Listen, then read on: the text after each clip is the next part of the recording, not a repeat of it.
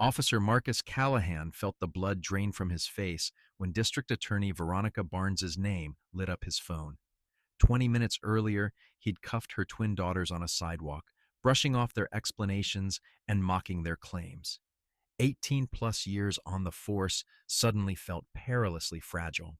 Before we jump into this charged tale about prejudice, accountability, and hard-won growth, tell me where you're tuning in from. Drop your city in the comments. If you've witnessed or experienced racial profiling, hit like to stand with those still living this reality every day. Don't forget to subscribe for more gripping narratives that spotlight social justice in our communities. Now let's rewind and watch how Officer Callahan's unexamined assumptions triggered a chain of events that would upend multiple lives and force an entire police department to confront uncomfortable truths in the harsh light of day. Adjusting his sunglasses against a bright spring sun, Callahan rolled his cruiser through the tree-lined streets of Brookfield Heights, Oakwood's wealthiest enclave. At 45, he'd transferred here 6 months prior, after 15 years patrolling tougher eastern districts. The manicured hedges and sweeping lawns still felt strangely unreal. Pristine sidewalks, immaculate flower beds, and quiet cul-de-sacs contrasted sharply with boarded storefronts and cracked pavement from his old beat. Callahan believed protecting Brookfield Heights meant swiftly questioning anyone who seemed out of place and nudging them elsewhere if their story didn't satisfy his internal meter. Passing Westcrest Academy, a prestigious private school with eye-watering tuition, he spotted 2 black teenage girls on the sidewalk.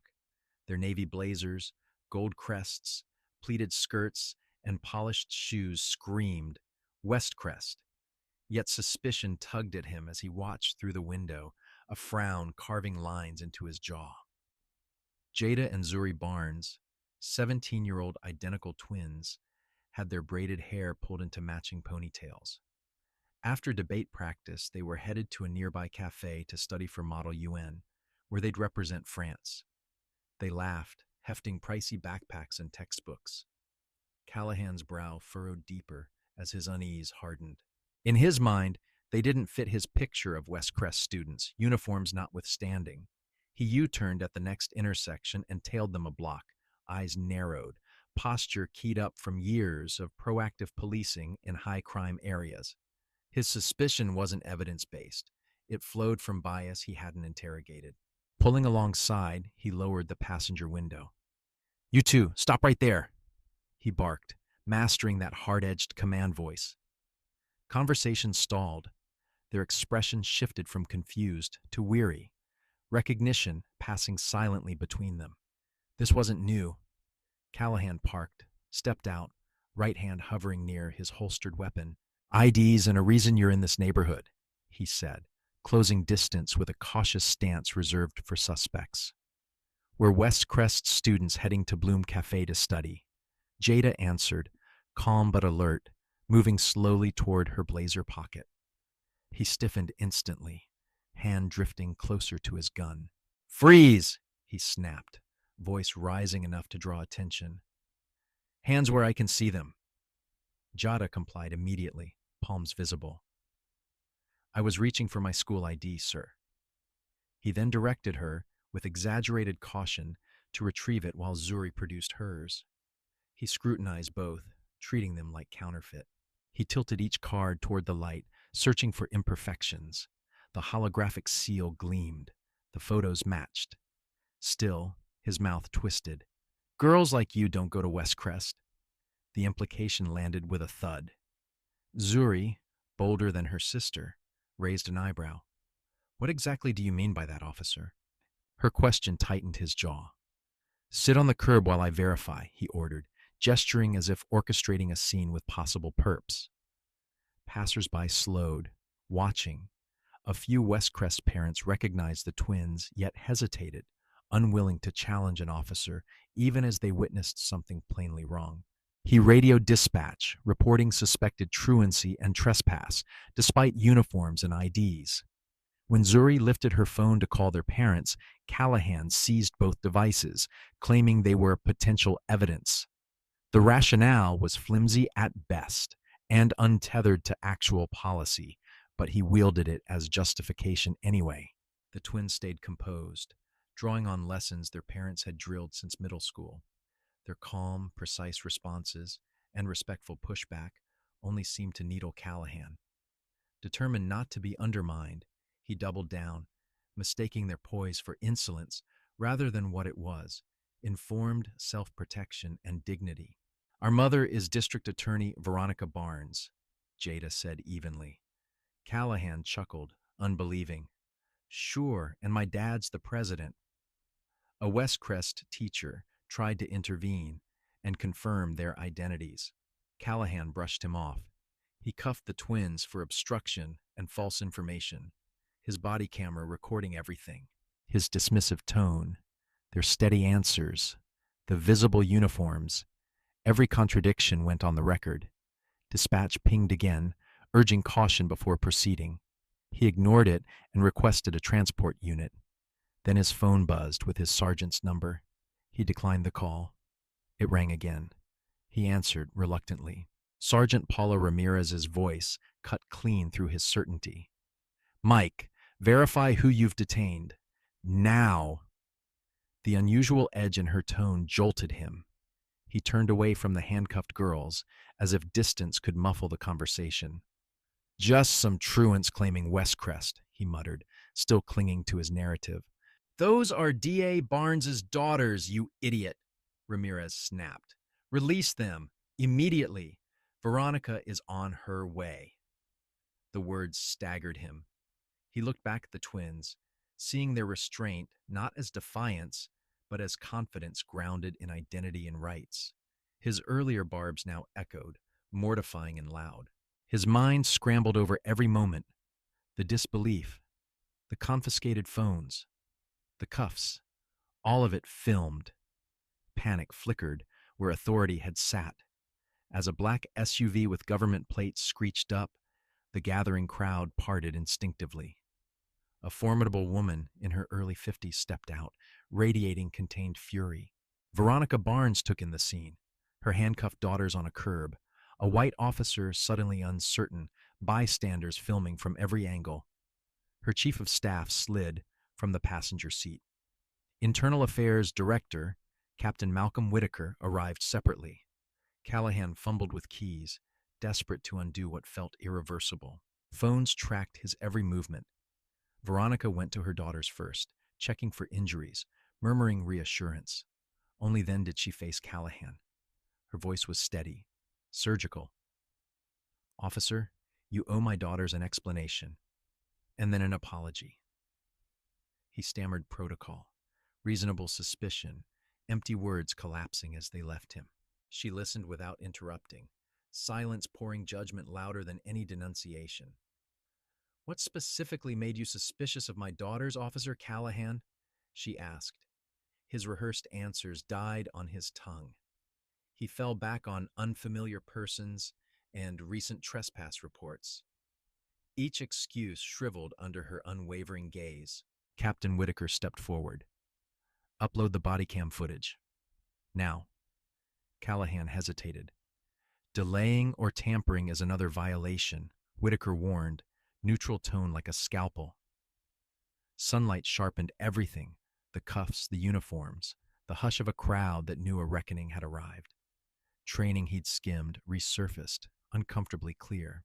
He remembered a lecture about biased policing and a guest speaker years ago, Veronica Barnes herself, discussing juvenile stops. He'd attended that session. He'd moved on. Veronica recalled another moment entirely. The talk with her girls when they entered West Crest. How to be safe in spaces that might not see them fully.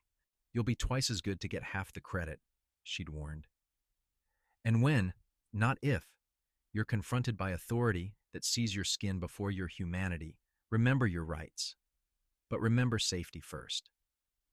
The twins had executed that strategy flawlessly, their composure a quiet rebuke to Callahan's spiraling certainty. Veronica instructed her chief of staff to escort the twins to the car. "Captain, secure his footage, and I want the names of every officer with similar complaints." Callahan felt the floor tilt. This wasn't going to be painted as an isolated lapse. The ripples would hit the entire department. Sergeant Ramirez approached, disappointment and anger sharing space on her face. Administrative leave, pending investigation, she said, clipped and calm. Badge and weapon, now. Stripping an officer in public was unusual and intentionally conspicuous. The message was unmistakable. Immediate accountability, broadcast for an audience that demanded it. Unclipping his badge, unholstering his weapon, Callahan remembered an academy instructor's warning from 2 decades earlier. Your badge isn't power, it's responsibility. Abuse one, lose both. The words rang truer now than then. 15 minutes had detonated a career and would reverberate across everything he thought he was. Prohibited from using his patrol car, he sat in his personal vehicle, hands trembling. A text from his wife, Elena, flashed. Why are you trending? He looked up to find phones still pointed his way, the public lens replacing the departmental one. Judgment would be communal, relentless, and very personal. By evening, the clips had metastasized across platforms. Hashtags like Jada Oakwood police bias and day daughters trended nationally. News vans choked the street outside Oakwood PD headquarters, dishes reaching skyward. Inside, Chief Theo Richards, a black man with 30-plus years in the department, faced cameras and an onslaught of questions. This behavior doesn't represent our values, Richards said, voice steady under strain. Officer Callahan is on administrative leave. We're cooperating fully with internal affairs and the independent review from the DA's office. Reporters shouted after him. Patterns, training, deeper problems, hungry for more than polished reassurance and institutional lines. Across town, Callahan sat in stunned silence with Elena and their 15-year-old son, Dylan.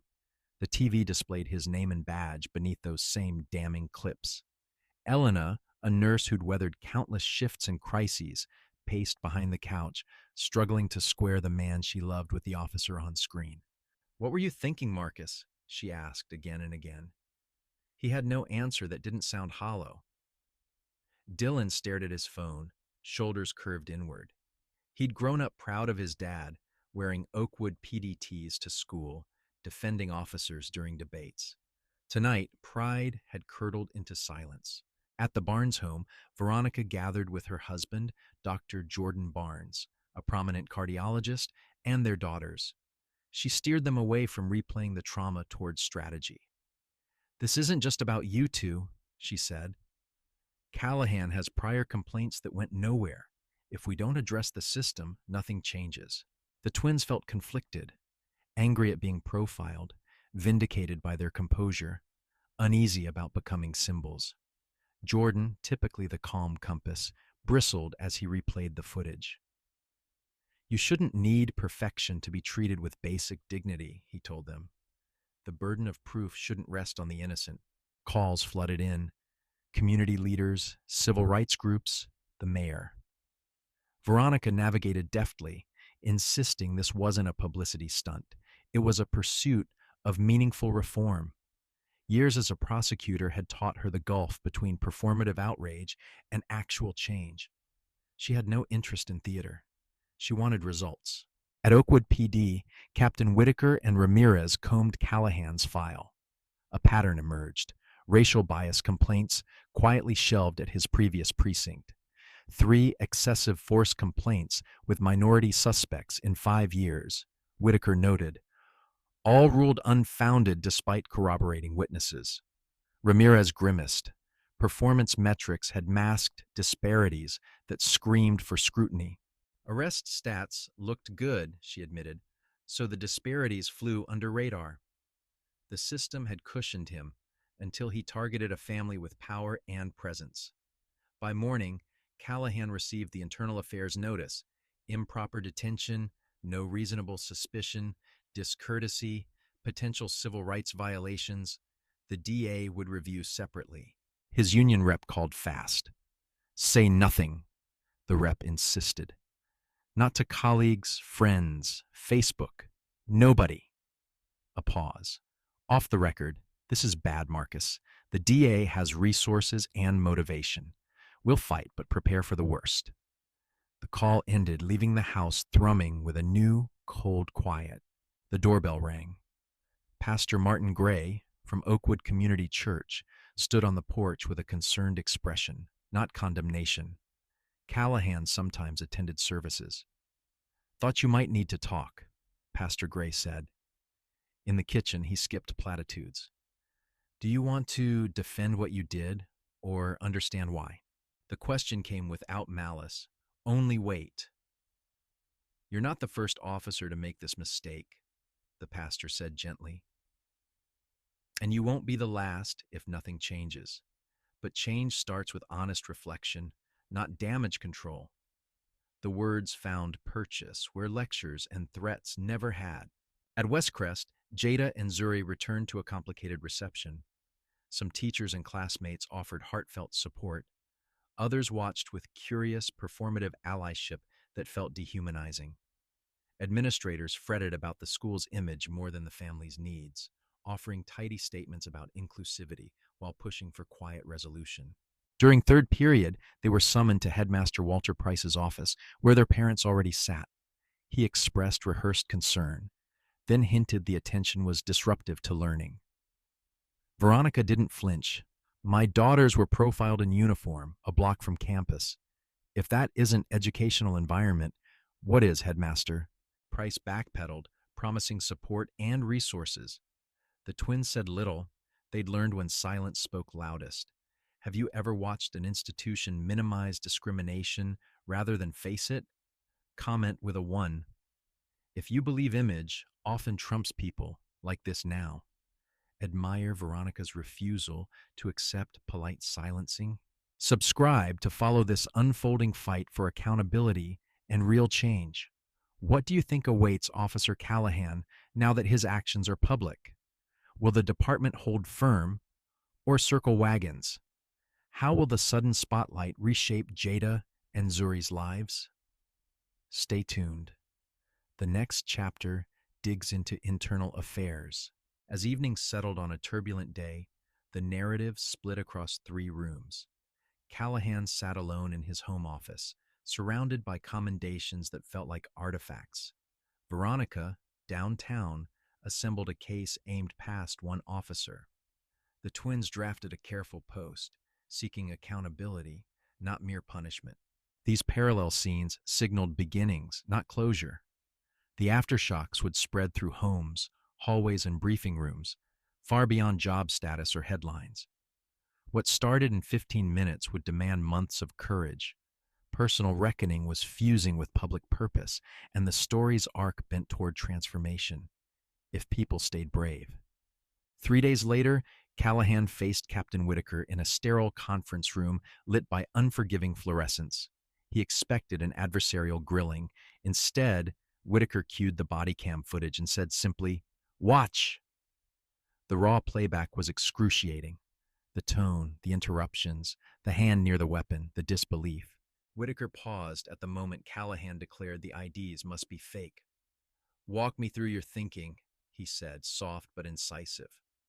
Callahan fidgeted.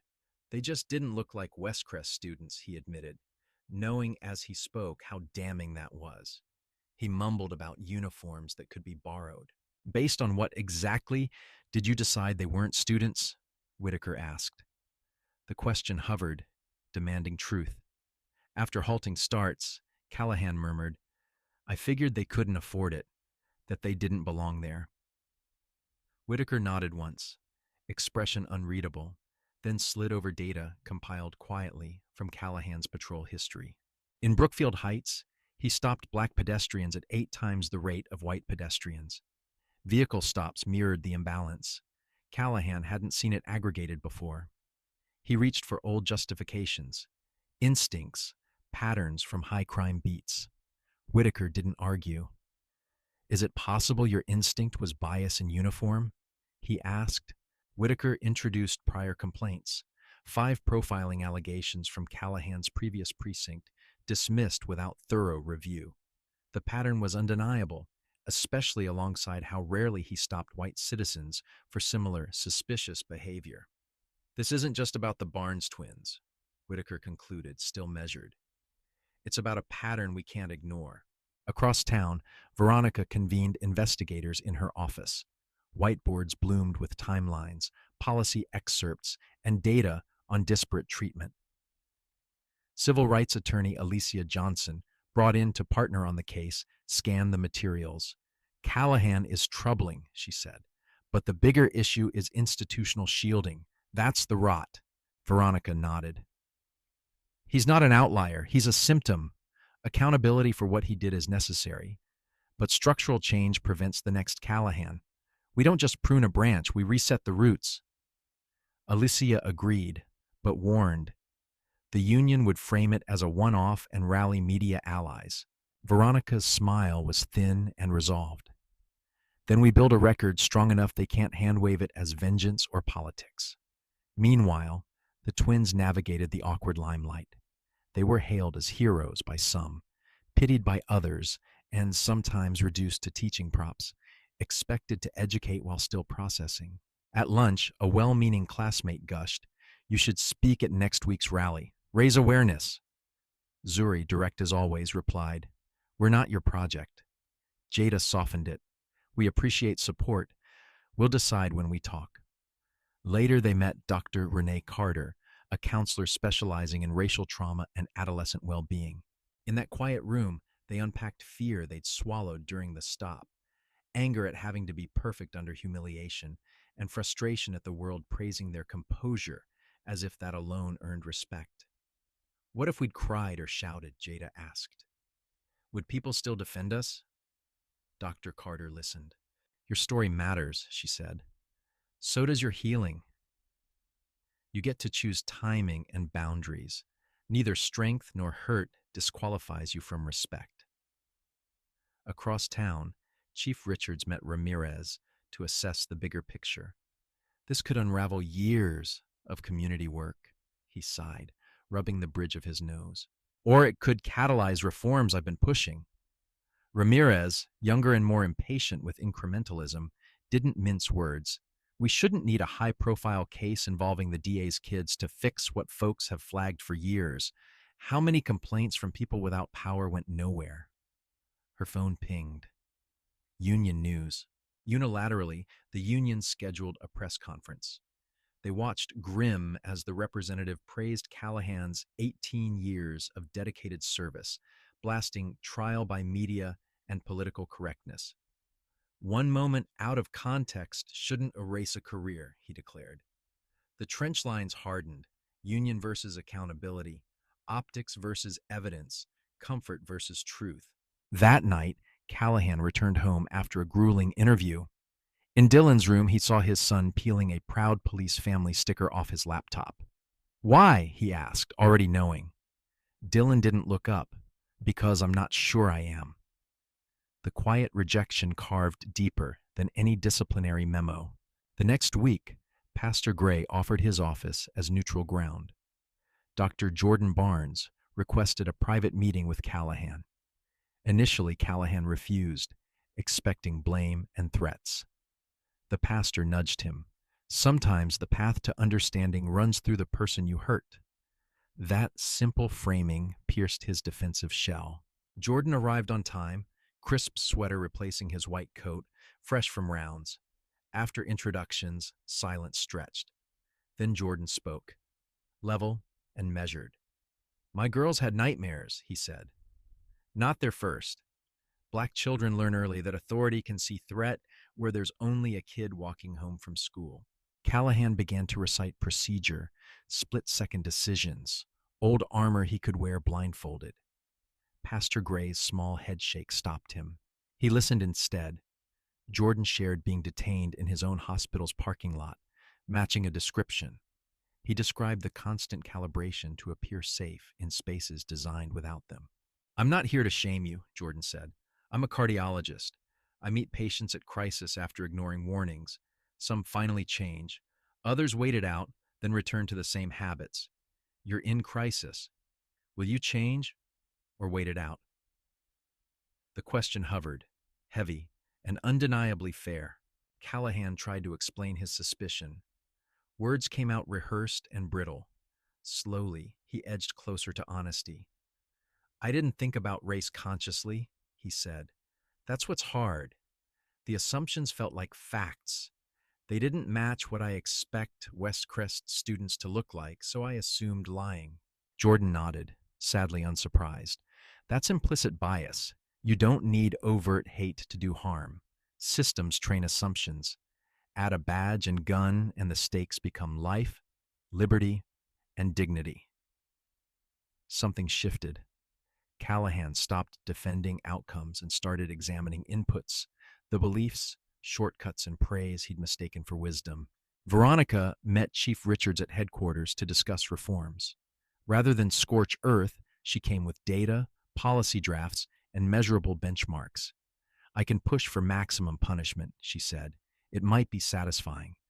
But if systems remain untouched, the next family will face the same officer by another name. Richards, long stymied by council politics and union pushback, found unexpected partnership. Most people in your position want a scalp, he said. You're offering structure. Veronica's answer was firm. Justice is accountability and transformation.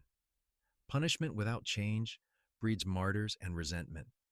We need both the consequence and the cure. They debated culture, training, and oversight, real civilian authority, implicit bias training tied to outcomes, revised stop policies, and reporting, early warning systems for disparities. Richards agreed to work with her, knowing the political gauntlet ahead. For once, crisis made room for courage, and window dressing wouldn't suffice. At home, the Barnes family processed differently. Jada buried herself in research, charting reform models and case studies, contemplating law school someday.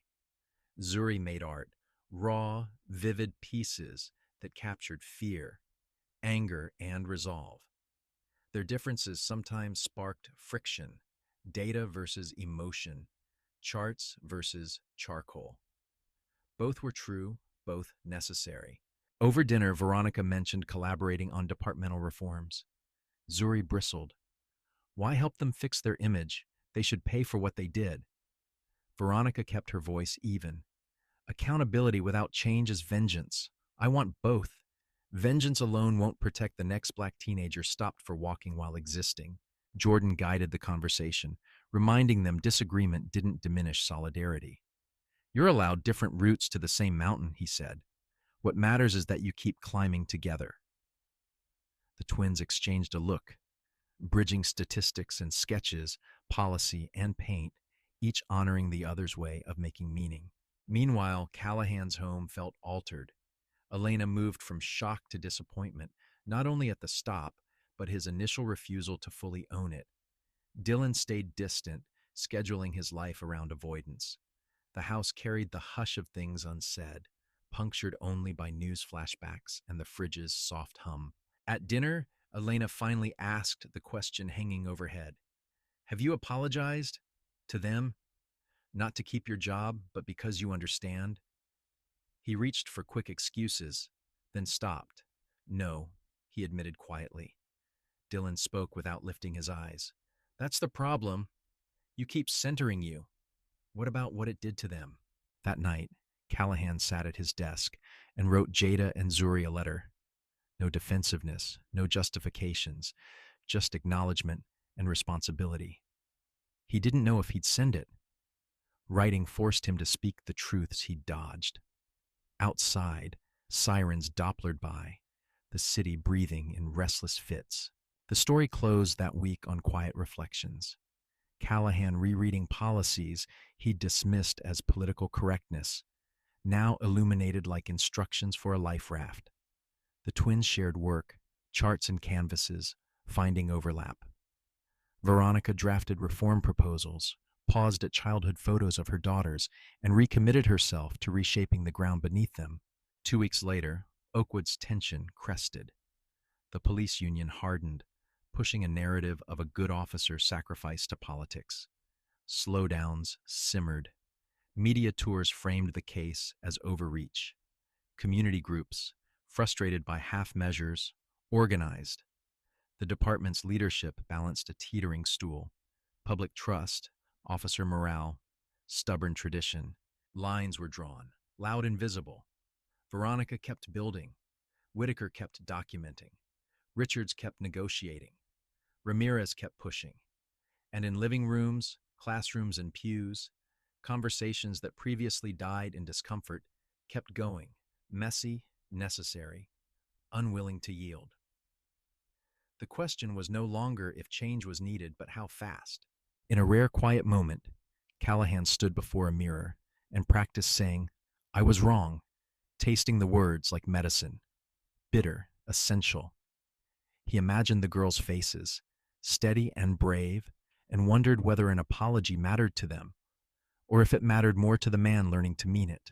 Veronica's team mapped a blueprint: clear stop standards, documented consent for searches, demographic reporting on all stops, mandatory bias and adolescent brain training with assessments, early warning flags for disparities, independent oversight with teeth. No cosmetic tweaks, Alicia said. We need scaffolding, structure that survives elections and changing chiefs. Richards anticipated fierce pushback. We'll meet storms, he said, but we can't keep a ship afloat by never leaving harbor. Veronica nodded. Then we weather them. They assigned timelines and responsibilities. Accountability wasn't a press conference. It was a calendar. Deadlines, audits, reminders, boring work that made brave promises real. At Westcrest, pressure to move past the incident grew. The twins set boundaries. No impromptu class discussions. No being hauled into assemblies to speak. They chose when to show up and when to sit out. Their consent, often ignored in crisis, became the scaffolding of their healing and their schedule. Online, their measured post went live. It recounted facts, thanked supporters, and called for reforms instead of rage alone. Accountability protects us tomorrow, they wrote, not just punishes yesterday.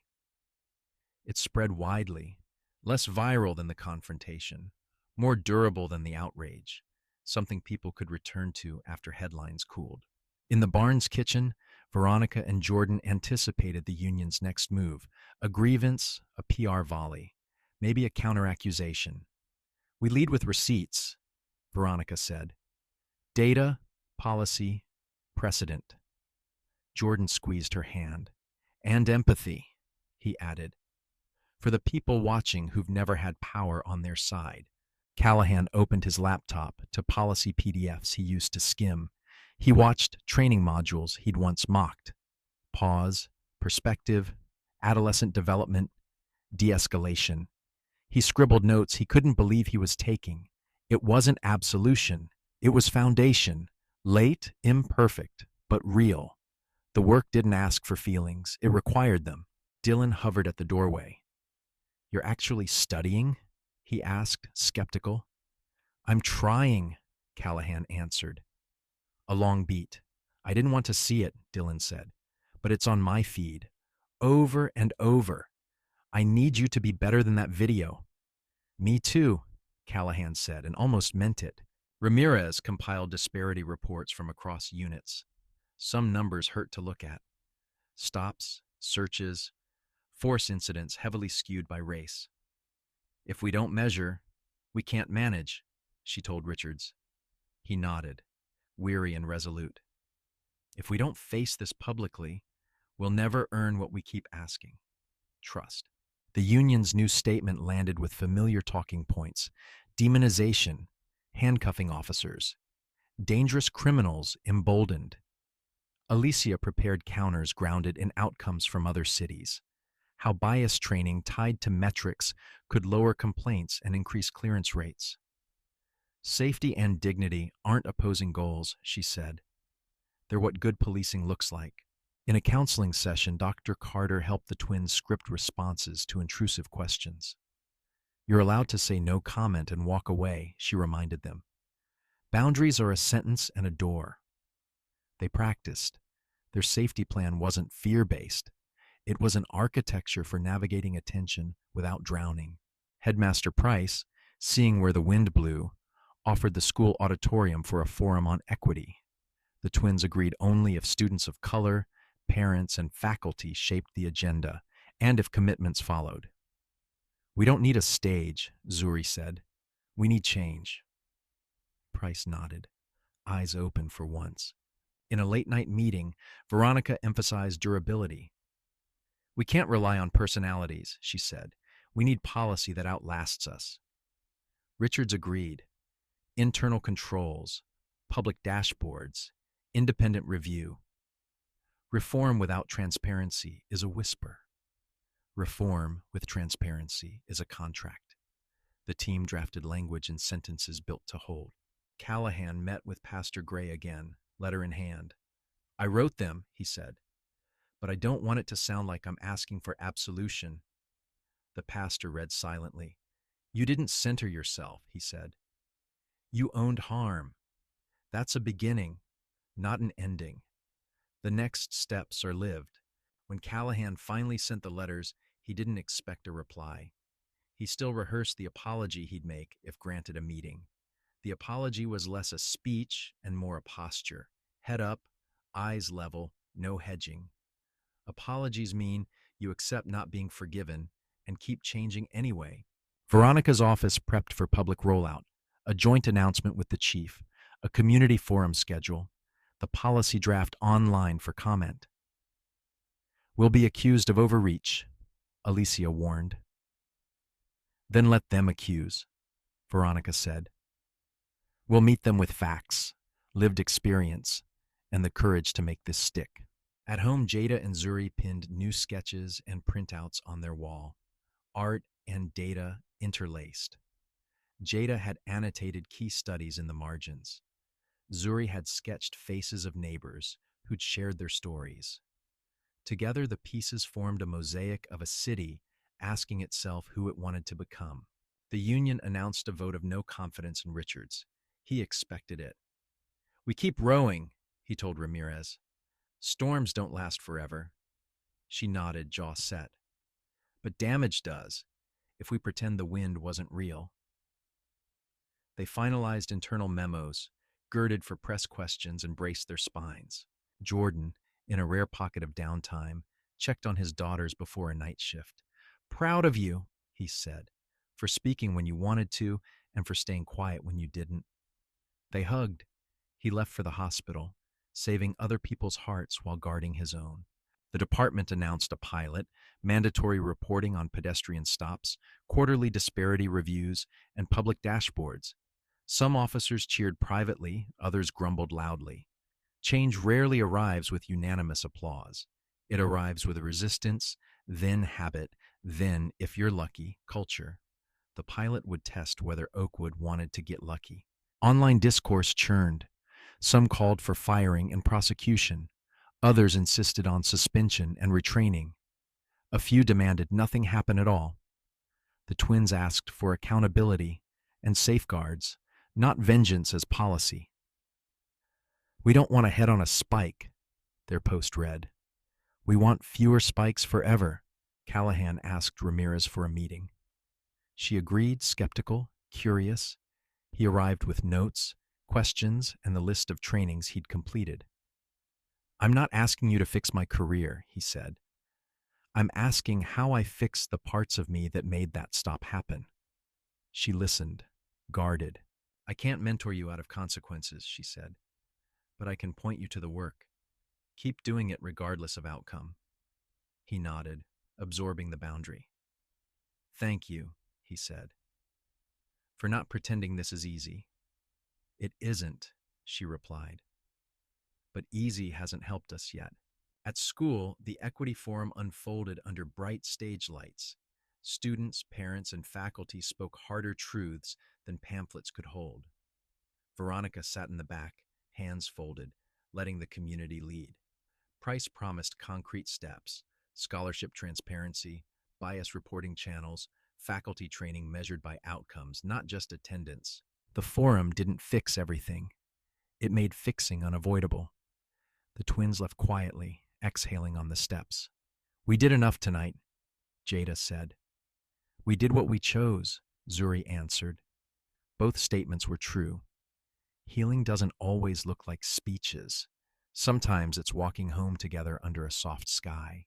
Internal affairs, finalized findings, sustained violations, improper detention, lack of reasonable suspicion, discourtesy, policy breaches, recommendations, discipline up to termination. The DA's office outlined potential civil rights counts. Veronica excused herself from any direct decisions regarding Callahan preserving process. Courage needs boundaries to be believed when it matters most. Richards read the report twice. He called Ramirez and Whitaker. "Whatever we do," he said, "we do it clean. Facts, policy, consequences. No scapegoats, no favors." He thought about the next chief and the next crisis. Institutions live longer than people. He wanted his successor to inherit sturdier ground. Jada sketched the moment the cuffs clicked. Hands visible, calm faces, an officer scowling in bright sun. Zuri shaded the onlookers, some brave, some frozen. Beneath, Jada wrote, "We were fully ourselves." Zuri added, "And they finally had to see." Their art wasn't a weapon, it was a mirror. Callahan reread his letter drafts, then shut the laptop and stepped outside. The neighborhood sounded ordinary. Bikes, sprinklers, wind-lifting leaves. He'd built a career on certainty. Now he learned to stand in uncertainty and keep working. Growth had replaced vindication as the thing he could actually control. Alicia and Veronica rehearsed press answers. Data first, story second, policy always. "Our message can't be trust us," Alicia said. "It has to be watch us." Veronica nodded. Receipts are the language of reform. They printed handouts, charts, timelines, commitments, and braced for the spin cycle that would try to reframe what was plain. The union's spokesperson warned that handcuffing officers would embolden criminals. Richards countered, "Clarity protects good cops and citizens." Ramirez added, "We measure what matters." The department published its first stop dashboard. It wasn't pretty, but truth is a better baseline than comfort when you're trying to build anything new. In a family session, Dr. Carter told the twins, "You aren't responsible for teaching everyone. Your healing is not public property." Veronica exhaled, a prosecutor remembering she's also a mom. Jordan squeezed her knee. Their family had been forced into a spotlight. Boundaries would be their dimmer switch against glare. In a meeting with community leaders, Veronica underscored this wasn't a victory lap. "This is the hard middle," she said. "We'll be accused of too much and too little. We'll keep going anyway." Applause didn't follow. Agreements did. Working groups, calendars, and the dull, noble grind of democracy in local form. Callahan met with Pastor Gray again. "If they never forgive me," he asked, "what then?" "You keep living as someone who knows what he owes," the pastor said. "Making amends is a practice, not a moment. It's about the person you become when nobody is filming anymore." That night, Dylan knocked on Callahan's door.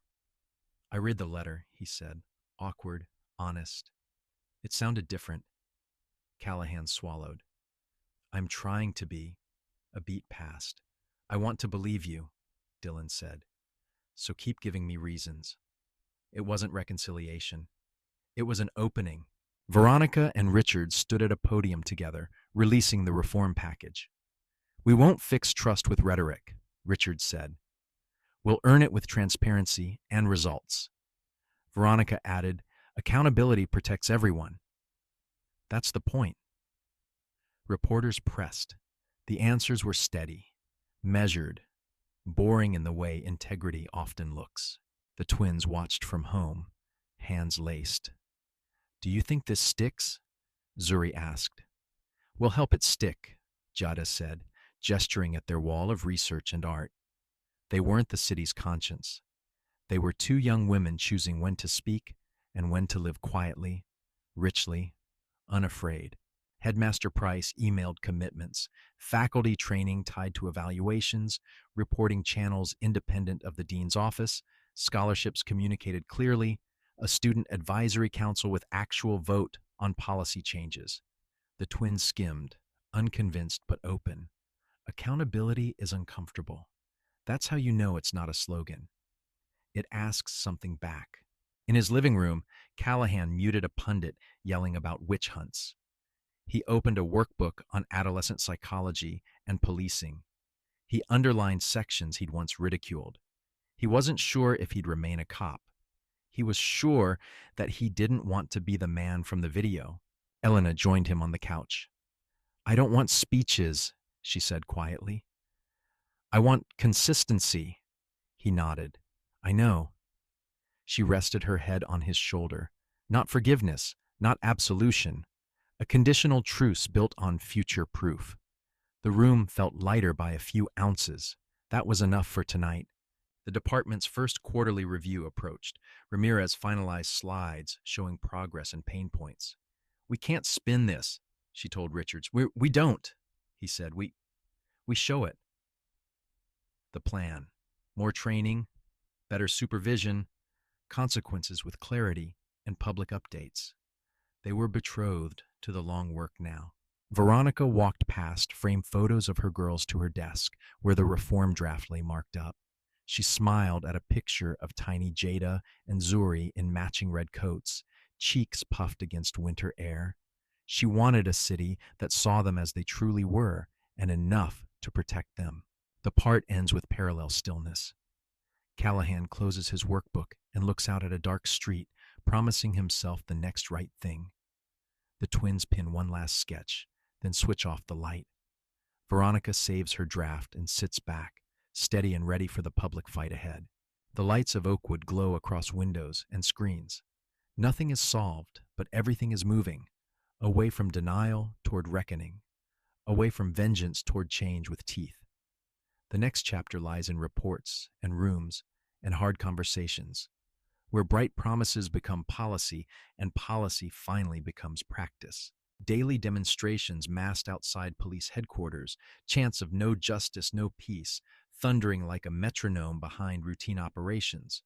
Online, extremes shouted past each other. Stand with Carrick and Bajarish's defund Oakwood PD trended locally, hardening battle lines and squeezing nuance thin as tracing paper across every heated thread. Amid the volatility, a community forum at Oakwood Civic Center was set for Wednesday night. Originally meant for bridge-building dialogue, it morphed into a stage for rival agendas. Hours beforehand, Officer Mason Carrick met Union Rep Shane Murphy at a cafe down the block to plot messaging. Murphy, ex-cop turned union tactician, slid a folder over. "Here's the statement," he said. "Highlights your service, expresses general regret, avoids specifics, pivots to anti-police hostility, making patrols harder." He wrapped the cover, satisfied. 30 plainclothes officers will seat applause and softball questions. Narrative, you're a political sacrifice. Carrick scanned the language. Polished, evasive, hollow.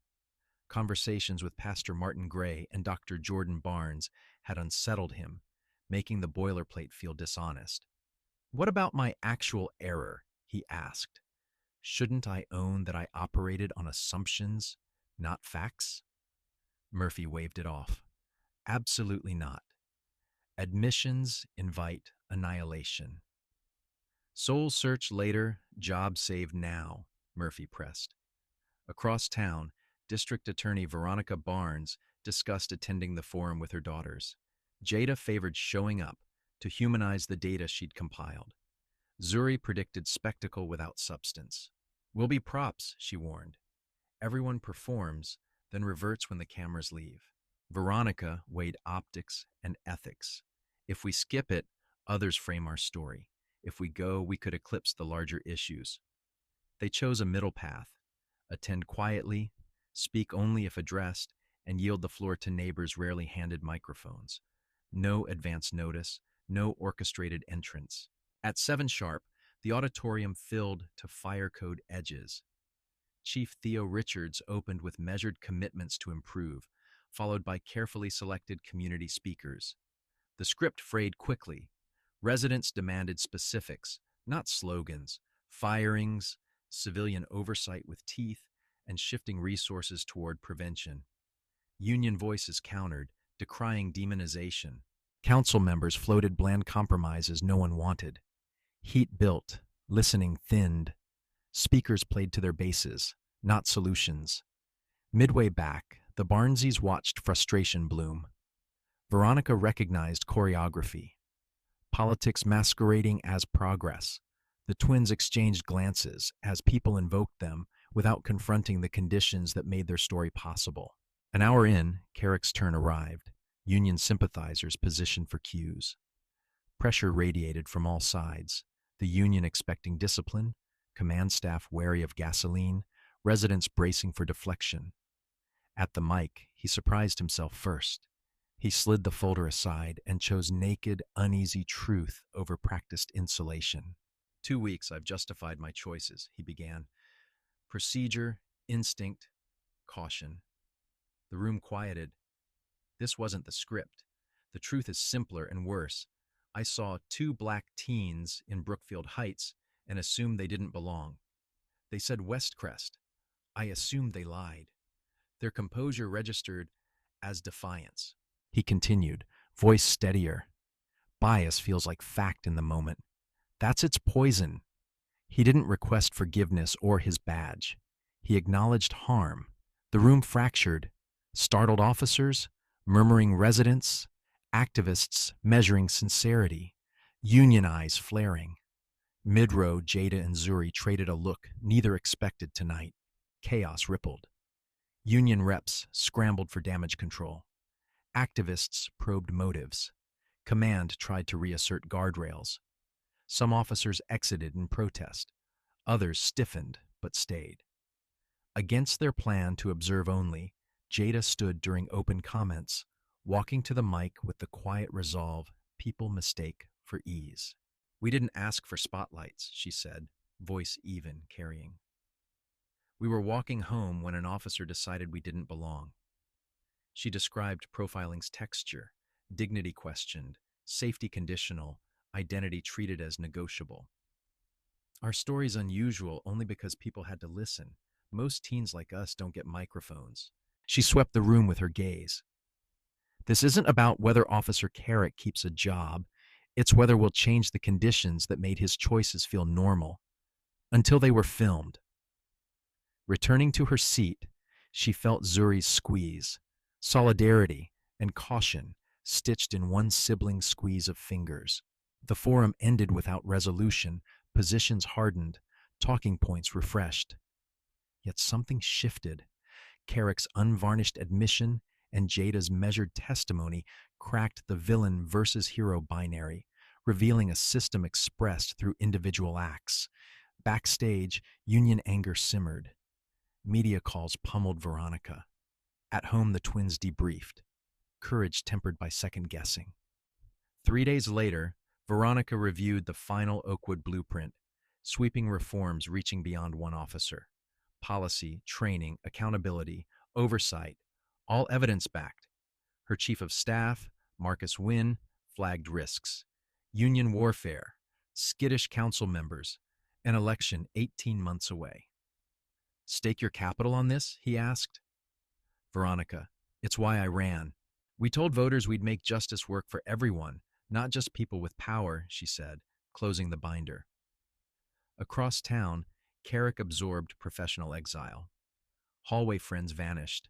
The union withdrew support after his unscripted confession. Termination loomed. In the quiet, purpose flickered. Examine his own record. Truly, unflinchingly. He pulled arrest logs, force reports, complaints. Patterns emerged he'd once dismissed as coincidence or good instincts. The seeing hurt and clarified. Pastor Gray met him without sugarcoating. In one session, Carrick said what haunted him. If they weren't the DA's daughters, I'd have processed them and been praised.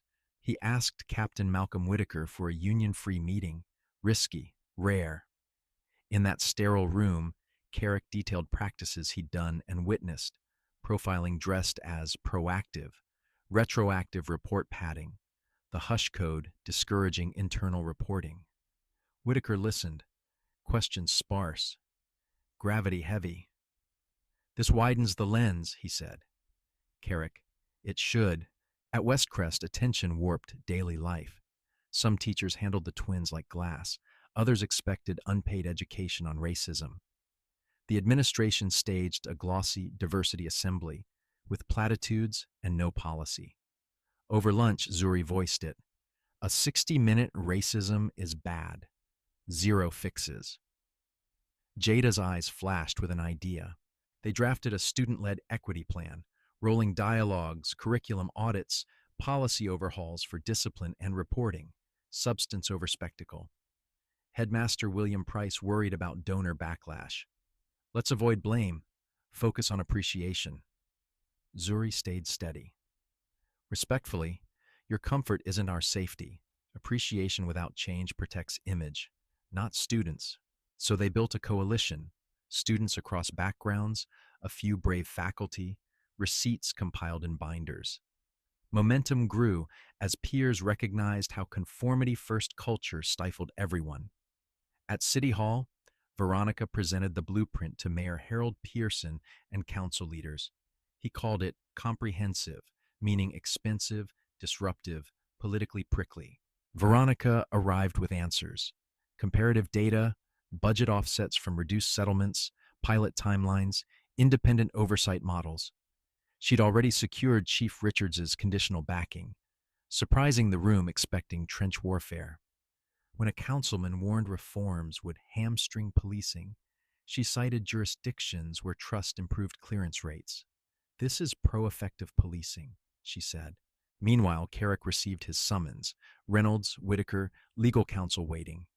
He braced for termination.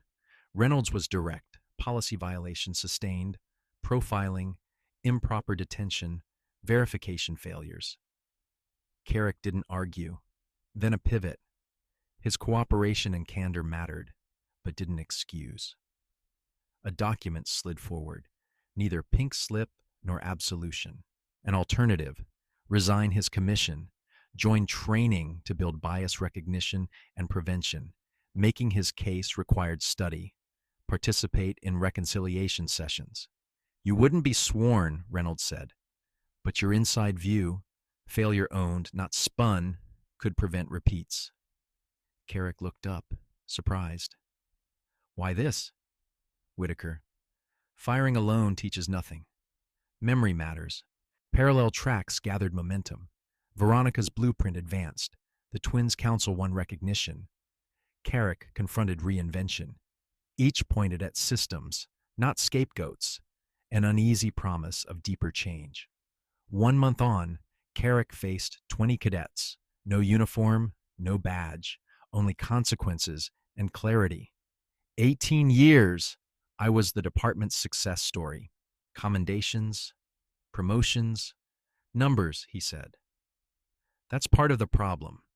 We rewarded output divorced from impact. For 2 hours, he stepped through the stop, pausing at decision points where bias steered him. He didn't excuse, he mapped. He showed how instinct can be stereotype in tactical clothing. Reactions mixed, defensiveness, curiosity, grudging respect. None could unsee bias operating in real time. Across town, Veronica briefed the new Civilian Oversight Board. Implementation was messy, union pushback, budget friction, but measurable. 6 months ago, disparities spiked across patrol areas, she said. Initial metrics show a 20% reduction while holding safety steady. Board members pressed sustainability. Veronica didn't overpromise. Policies set rails. Culture moves slower. That's why training, audits, and consequences are linked. Outside, Sergeant Paula Ramirez, once skeptical, now ally, reported unexpected gains. Faster response where trust rose, more cooperation on cases, fewer complaints when officers narrated respectful process. Veronica felt the tension, encouraged yet impatient. She wanted safety now for her daughters. Reform works on calendar time. At Westcrest, the twins' council matured. Clear proposals, tracked outcomes, faculty workshops with assessments. Jada presented discipline data, disproportionate suspensions for subjective infractions. The council recommended objective standards and supports. Zuri pushed curriculum breadth. Keep classics, she told a wary chair, but widen the lens. Graduates need more than one perspective. Backlash came, colleagues avoiding them, creating friction, fatigue. Growth came too, coalitions, resilience, strategy. At home, debates grew richer. Systems, not just actors. Patterns, not just episodes. At home, the Carrick family stretched around new realities. Finances tightened. Elena picked up extra nursing shifts. The marriage felt thin-skinned, tender to every touch. Dylan kept distance, orbiting quietly. News segments replayed his father's worst 15 minutes, looping in hallways, cafeterias, and the restless corners of sleep. In the garage, father and son tuned Dylan's car. Metal talk softened the silence. "Kids giving you grief?" Mason asked. Dylan Torquay wrenched, jaw set. "Some," he said. "Mostly myself, trying to unlearn the fairy tale that rules always protect you when someone decides you don't belong." Mason passed a socket, throat tight. Dylan finally met his eyes. "You taught me cops keep order. Now I'm realizing order hasn't kept everyone safe." They tightened one last bolt together, an imperfect repair that held for now, then closed the hood on a conversation only beginning to run. Weeks later, a new stop echoed the old pattern. Another black teen questioned in Brookfield Heights. This time, protocols kicked in. Supervisor notified immediately, body cam flagged, liaison dispatched. De-escalation took the wheel. The teen went home. The department acknowledged concerns publicly, avoiding the reflex to fortify behind a blue wall. Veronica noted the difference. Not victory, but direction. "One good response isn't reform," she told Alicia, "but it proves systems can interrupt bias before harm calcifies." The twins exhaled cautiously, recognizing relief layered with residue. Safety, like trust, accrued slowly. Interest-bearing only when deposits kept arriving on schedule. At a cafe, Dr. Jordan Barnes spotted Carrick alone, reading training notes. He ordered, then approached. "My daughters say you're teaching cadets what happened," he said, neither warm nor cold. "Trying to," Carrick answered. Jordan nodded once. "Accountability isn't an ending. It's a beginning." They parted, understanding without truce. 1 year later, Oakwood City Hall hosted a commemoration, not of harm, but of what followed. The Oakwood blueprint had matured into policy, audits, and training with teeth. Delegations from neighboring cities took notes.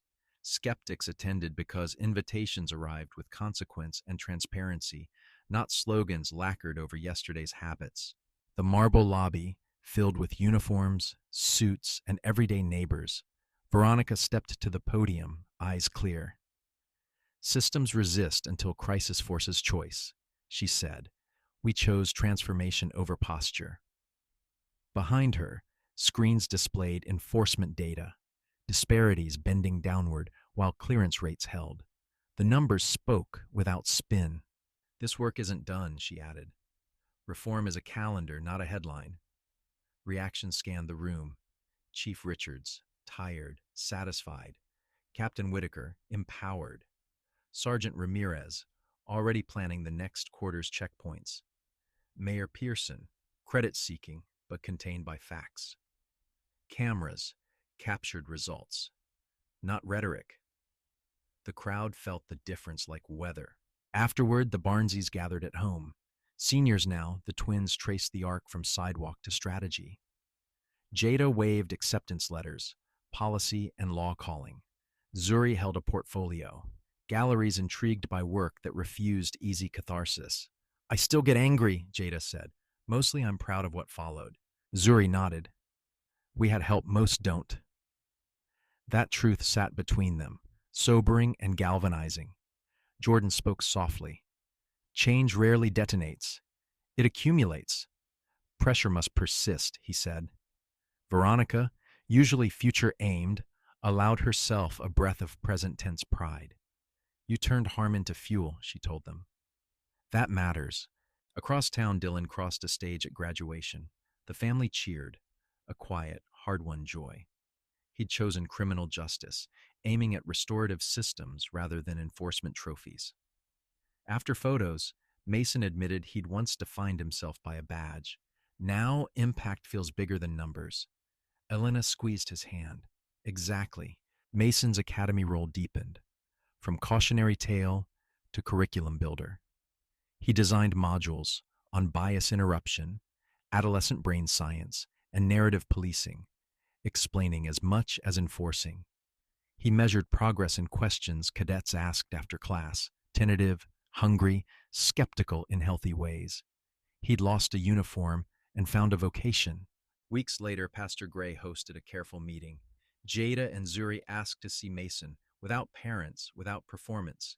They met in the church garden under crepe myrtles. He arrived early, letter in pocket, humility practiced, not performed. The twins' poise matched the day's gentle light, steady, unadorned, unafraid. We wanted to talk before college, Jada began. Not for ceremony, so we don't leave an empty space where conversation should be. Zuri continued. Systems change when people inside them change. Mason listened, defenses disarmed. They traded truths, harm acknowledged, patterns named, boundaries affirmed. No absolution, no ambush, just clarity. I won't say I'm grateful for the incident, Jada said, but I value what it sparked, policy and people shifting.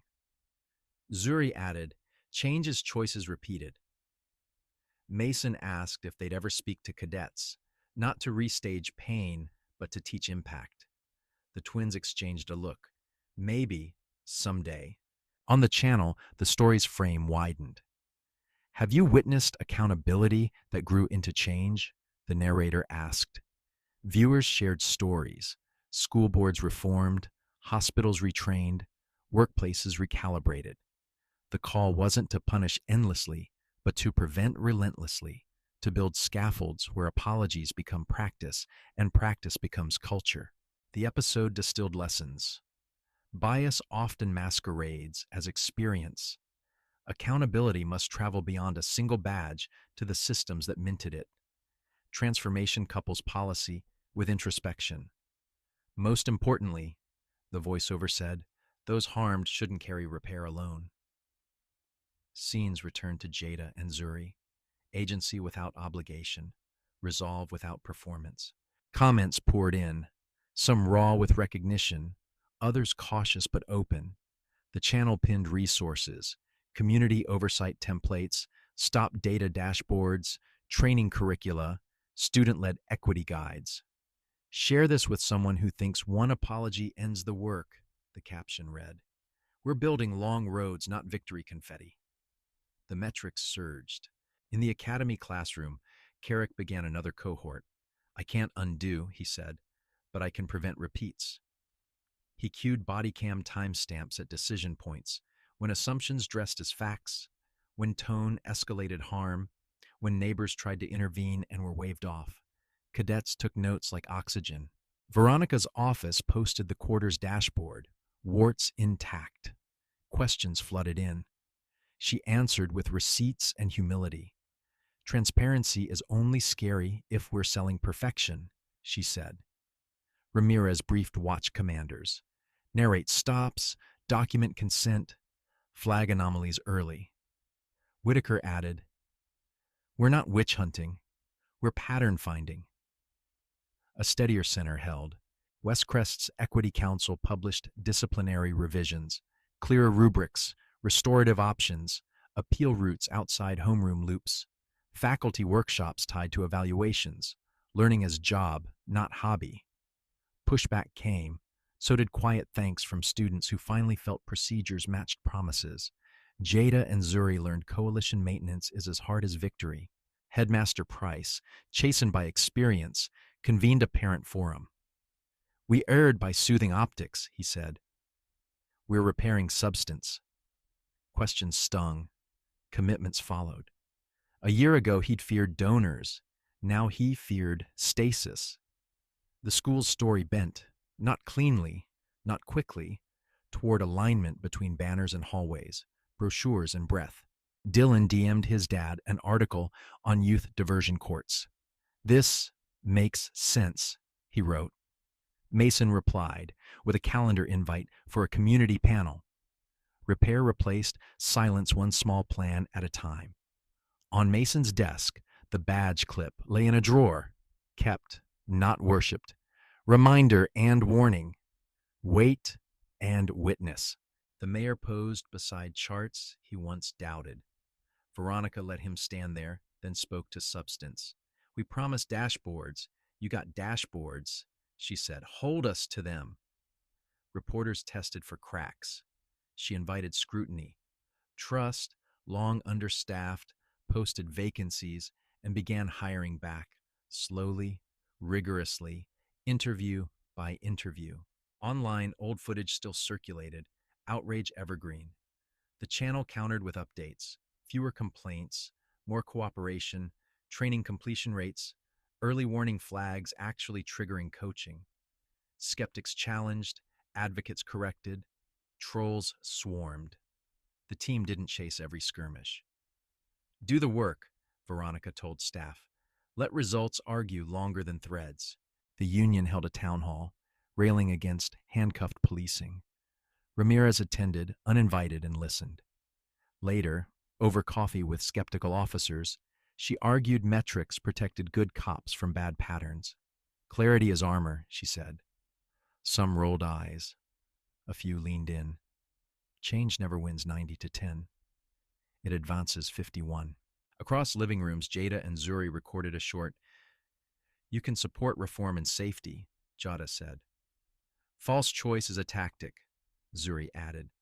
They offered specifics: call logs, stop forms, youth responders, trauma-informed training. The comments felt different now. More questions, fewer grenades. Algorithms noticed curiosity. That, too, is culture. In a quiet evening, Veronica scrolled past baby photos to a shot of the twins in red coats, cheeks round and defiant. She closed her eyes, then reopened budgets and timelines. Love had policy requirements now. Audits, meetings, collateral reading. Devotion looked like spreadsheets, calendars, and measured, stubborn follow-through. Mason walked his neighborhood, noticing who got eye contact, who didn't, who crossed streets first. He'd never returned to patrol, but street-level noticing became a discipline, an anti-bias kata he practiced among lawns and mailboxes. It didn't earn applause. It rewired reflexes, the quiet work that keeps harm from starting. A regional conference invited Veronica and Richards.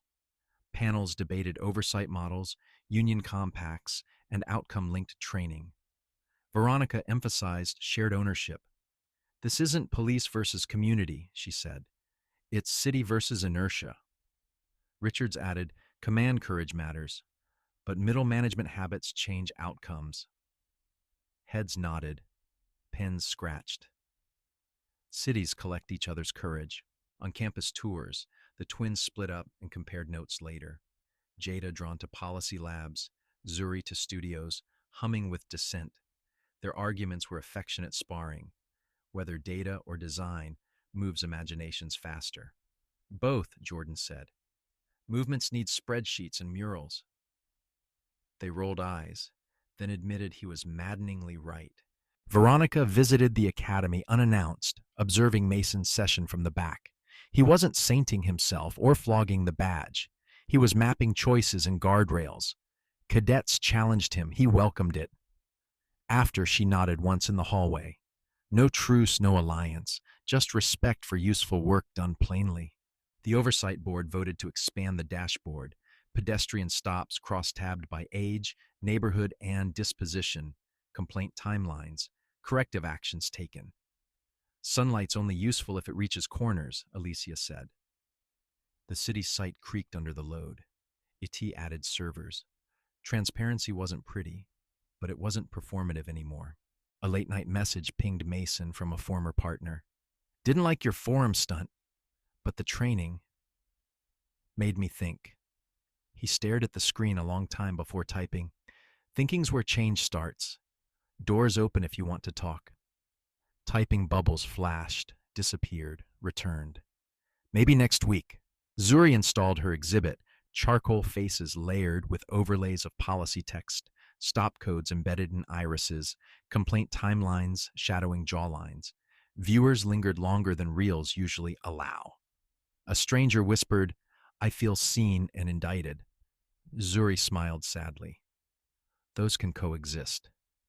The gallery hummed with thoughtful discomfort.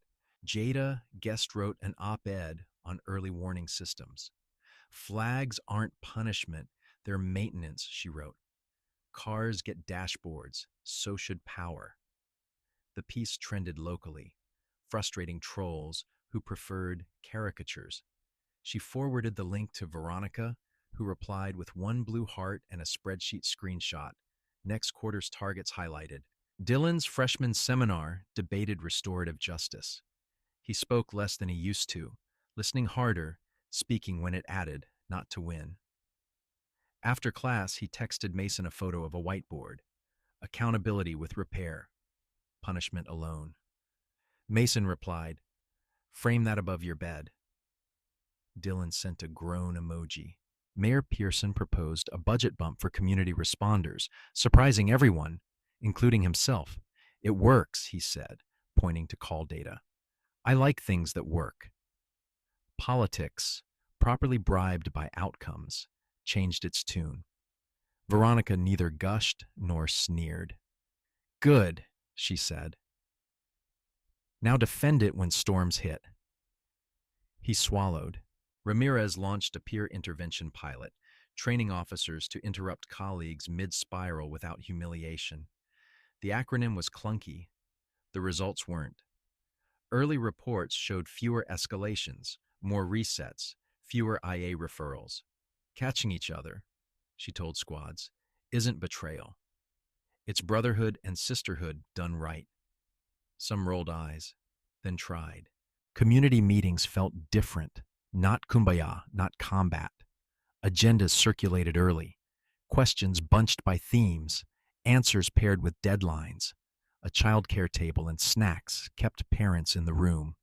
Procedural justice includes snacks, Alicia joked. Neighbors laughed, then stayed an extra hour. Democracy remembered it can be well facilitated.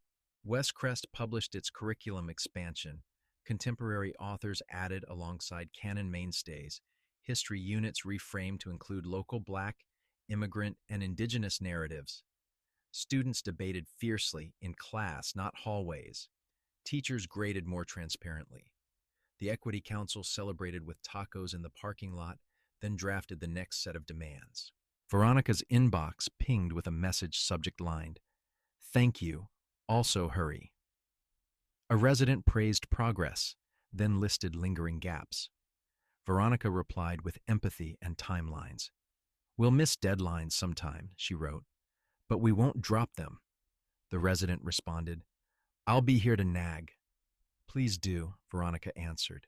Mason sat with Pastor Gray. "Let her free now." "Some folks want me gone forever. Some want me forgiven yesterday," he said. "Neither's my job," the pastor answered. "Your job is integrity in motion." They prayed without flourishes, two men choosing verbs carefully, aware performance loves pulpits as much as cameras.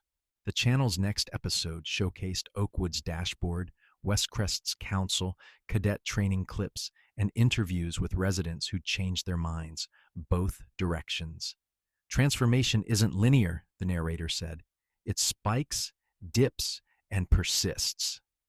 Comments argued, learned, and occasionally apologized. The moderators highlighted retractions like trophies. Humility, finally, was trending. At a family dinner, Jordan toasted to boring victories, consent forms signed properly, stops narrated respectfully, meetings that end on time. Zuri sketched napkin portraits. Jada annotated a policy PDF on her phone. Veronica allowed 20 minutes without email. Boring victories tasted like roasted chicken and relief. A neighboring city invited Oakwood's team for a consult. "Bring your mistakes too," their chief said. Richard smiled. "We've got binders." In the rental van, Alicia quipped about becoming a traveling accountability band. We need a name, Ramirez said, and the metrics. The receipts, Jada messaged when she heard. Perfect. Dylan visited home, taller with ideas. On a late walk, he told Mason, I still get angry at you. I know, Mason said. Me too. They stood under a streetlight, neither apologizing for feelings, both committed to honesty. Repair, like cardio, hurts and helps at the same time. A complaint surfaced against a supervisor. Old world retaliation for new world reporting. IA moved faster than rumor. Documentation beat whispers to the punch. The supervisor was reassigned, pending outcome. Protections activated for the complainant. Policies are promises in writing, Whitaker told staff. We keep them, or we relive last year. Zuri collaborated with a local theater, projecting her images onto brick facades while actors read community testimonies. The street became a stage, the city a classroom. A former skeptic wiped tears angrily. I didn't want this to move me. Zuri nodded. Movement isn't consent-based. It's gravity once truth drops. Jada moderated a youth police roundtable. She enforced time limits like a judge, redirected monologues, and surfaced patterns.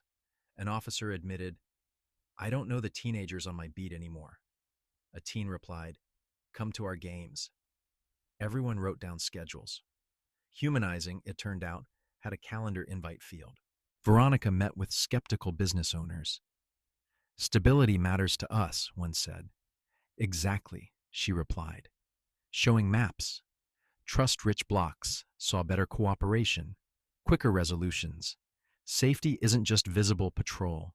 It's invisible consent, she said. Heads tilted. I can sell that, one owner admitted. Put it in a one-pager. The union elected new leadership by a narrow margin, still combative, more pragmatic. A private meeting with Ramirez ended without shouting. We want safe shifts, they said. Same, she answered. Help me define safe by data, not vibes. They agreed on 3 pilots, 2 safeguards, 1 shared metric. Progress. A local paper profiled the twins, carefully, respectfully. They set terms. No trauma baiting. Focus on systems. Credit coalitions. The reporter complied. The piece landed soft and strong, highlighting student governance as civic apprenticeship. Applications to the Equity Council doubled. So did pushback. The twins exhaled, then returned to drafting. On a somber anniversary walk, Mason paused at the curb where he'd cuffed the girls. He said nothing, touching the cool metal signpost, then walked on. Some places hold memory like voltage. You respect the current or get burned again. He chose respect. Then another block, then another. At City Hall, a skeptic council member tried to gut oversight funding. Residents showed up with data and stories. Veronica kept testimony tight and devastating. The motion failed by 1 vote, the mayor's. He likes things that work, Alicia whispered. And things that pull, Veronica replied. They took the win anyway. The academy piloted scenario labs with community actors, neighbors portraying stops, teens portraying themselves. Cadets practiced narration, consent, and exit with dignity. Actors debriefed like surgeons. You tightened after 3 minutes, one told a cadet. I felt it. The cadet nodded, blushing. Learning lodged deeper when discomfort held the flashlight. Jada visited an after-school club to demystify oversight. It's not a complaint black hole, she said. It's a process with timers. Students asked for flowcharts. She promised PDFs. Policy is just stories with enforcement, she told them. Make sure your stories are stubborn. They laughed, then took notes anyway. Zuri mentored a freshman artist parsing anger into images. Don't romanticize pain, Zuri said. Aim it. They inked a print together, hands steady, message sharp. On the way out, the freshman whispered, I thought art was extra. Now it feels like tool. It's both, Zuri said, and more. A regional audit confirmed Oakwood's disparity reductions and flagged 2 new issues. Success breeds blind spots. Veronica told staff. Thank auditors. Don't fight them.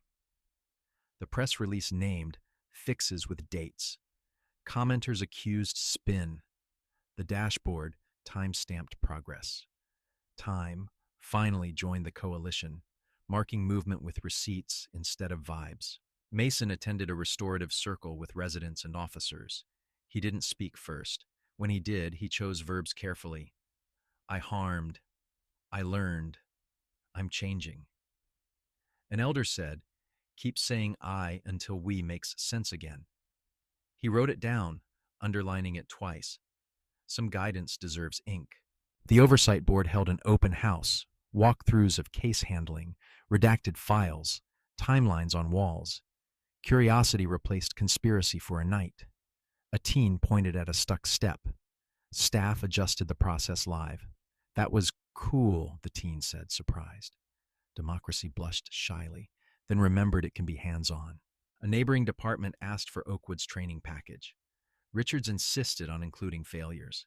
They're more educational than wins, he said.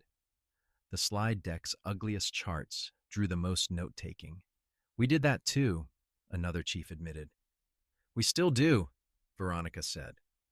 Honesty, contagious, passed around like water at practice. The twins packed for college. Veronica hovered between labels and nostalgia. Jordan patched a leaky faucet like a man bargaining with time. You good? He asked.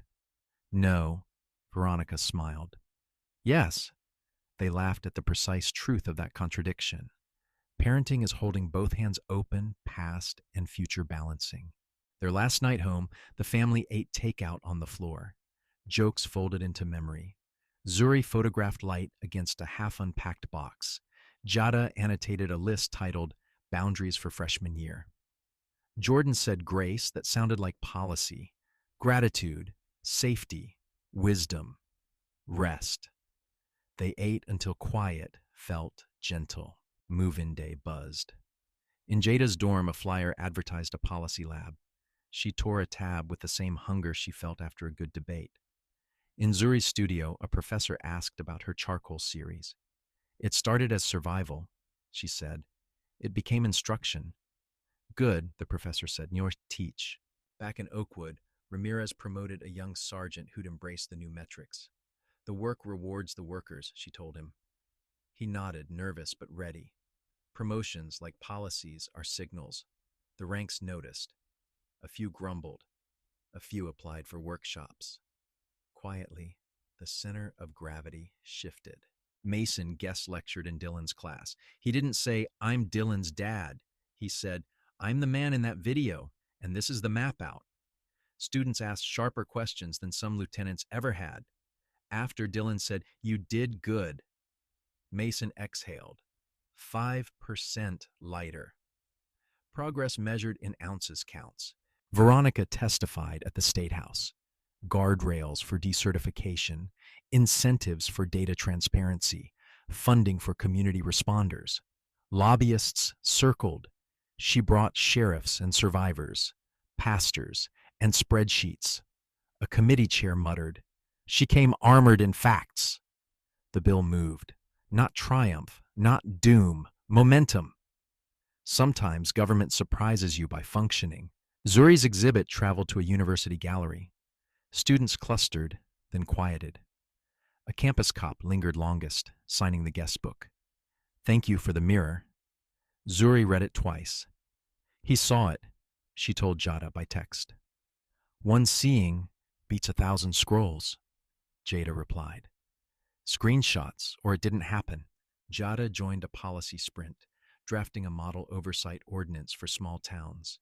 She learned compromise without dilution, shaping language that survives committees and cranky cousins. Perfect is brittle, her mentor said.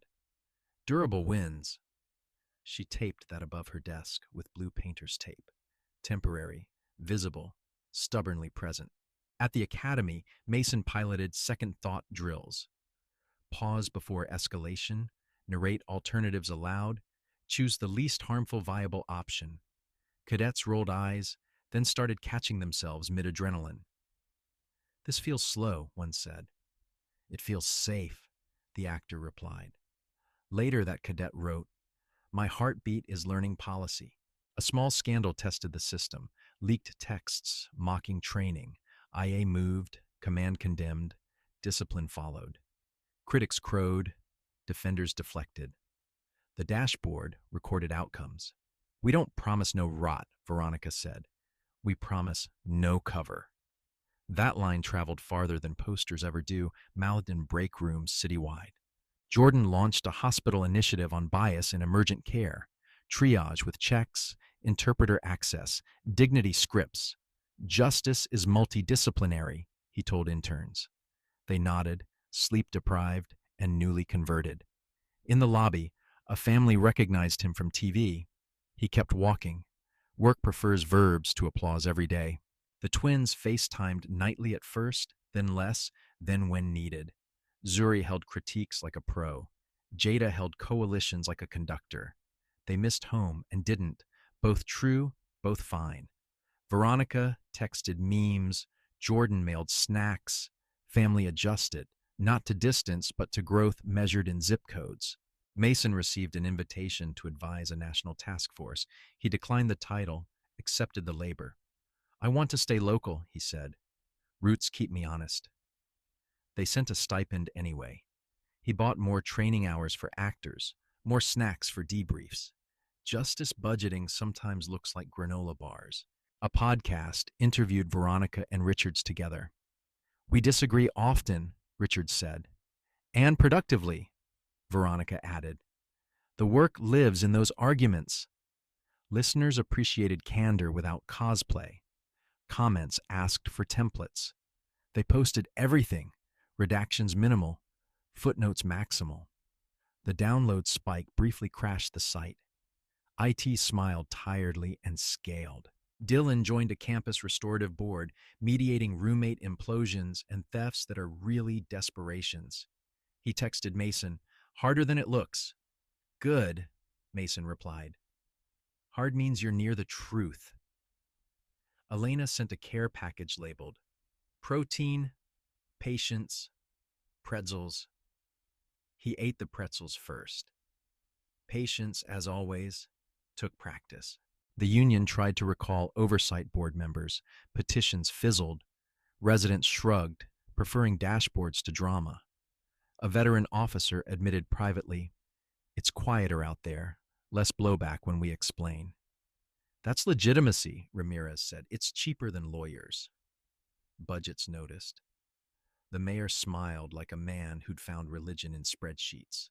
Zuri's professor critiqued a piece. "This one preaches." She sighed, then revised. Less sermon, more story. The improved drawing whispered louder. "You were right," she told him. He shrugged. "Art wants restraint as much as rage." She texted Jada. "Apparently subtlety exists." Jada replied with 3 laughing emojis and a statute citation. Jada debated a pundit on TV who framed reform as anti-cop. "Accountability is pro-safety," she said, smile unshaken. "We measure outcomes, not insults." Clips spread. An aunt texted, "You ate." Veronica asked what ate meant. The twins sent a glossary. Jordan pretended to understand and high-fived anyway. Mason attended a cadet graduation, clapping like a metronome. He recognized the look, anticipation braided with fear. He handed each a pocket card. Decision points, narration prompts, consent steps. "Tape it inside your notebook," he said. "Use it at 3 a.m. Rituals replace adrenaline with memory when it matters." A night call brought bad news. A rough stop caught on video in another county. Oakwood braced for ripple effects. Veronica posted solidarity and standards. "We don't own others' errors," she said privately, "but we learn." Ramirez scheduled a quick-hit training. Whitaker drafted a lessons memo before coffee cooled. The channel closed its season with a montage. Dashboards scrolling, classrooms debating, murals breathing, courtrooms adjusting.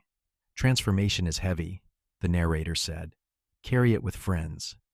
Credits thanked boring heroes, clerks, analysts, hall monitors of democracy.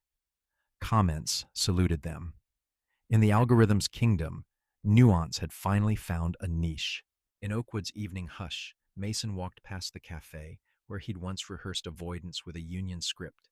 He remembered choosing truth instead. He didn't romanticize it. He respected it. Some choices reroute whole maps. He went home by a longer street, grateful for the extra thinking time. Jada and Zuri reunited for a weekend. They visited the curb, not as relic seekers, but as cartographers, marking coordinates of harm and change. It's not holy ground, Zuri said. Just important. Jada nodded.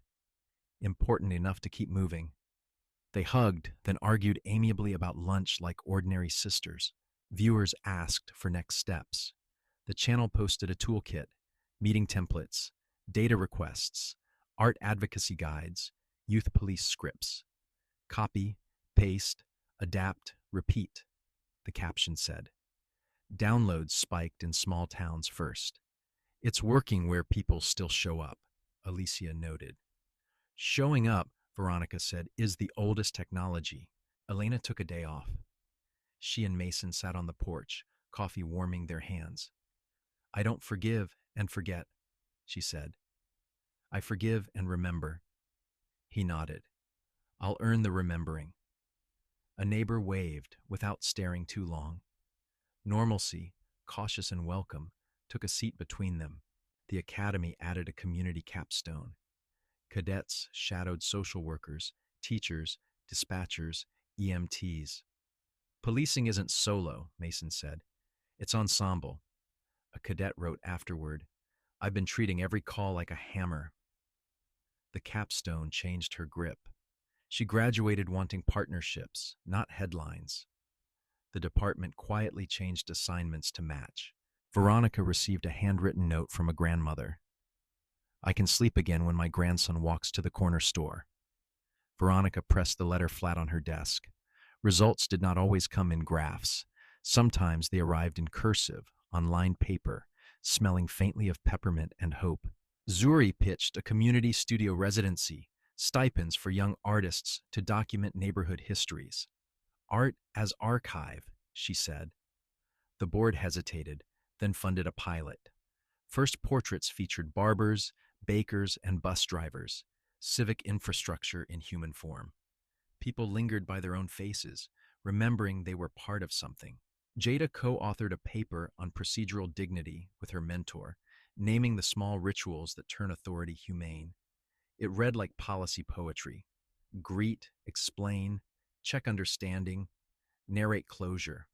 She sent it to Ramirez, who printed copies for roll call. Do this, she told squads. You'll get Sundays back. The family gathered for Sunday dinner. A braided tradition. Laughter found its way back easily. Arguments did too, but softer around the edges. They passed bowls, stories, and the remote. The news mentioned Oakwood briefly, neutrally. That felt enormous, not scandal, not spin, just a city doing work in daylight. Night settled over sidewalks that remember. The curb held history and instruction. Dashboards glowed quietly behind login screens. Classrooms rehearsed better futures. Nobody cheered. Everybody breathed. Accountability had become habit. Transformation, labor. Hope, maintenance. The credits of this chapter rolled where life goes on, block by block, choice by choice. Thank you for staying with this journey, from confrontation to construction. If you've seen accountability grow into change, share it below. Like and subscribe if you believe systems can learn. Then close the app and do something small but stubborn. The road is long, we walk it together. Even after decades of progress, Oakwood reminds us that justice stays fragile. We've seen enough years to know real change demands courage, truth, and persistence. From one man's awakening to a city's reform, it showed that redemption isn't youth's privilege. It's everyone's duty. True healing comes when apology meets action, when policy grows from pain, and when neighbors stand together to keep the promise of dignity alive. Friends, after following Oakwood's journey from confrontation to transformation, I'd love to hear from you. Do you believe people can truly change after facing their own prejudice, or are some lessons learned too late? Think about moments you've witnessed growth in yourself or others. Share your story below, give this video a like, and subscribe so more Americans can find hope in real examples of accountability and renewal.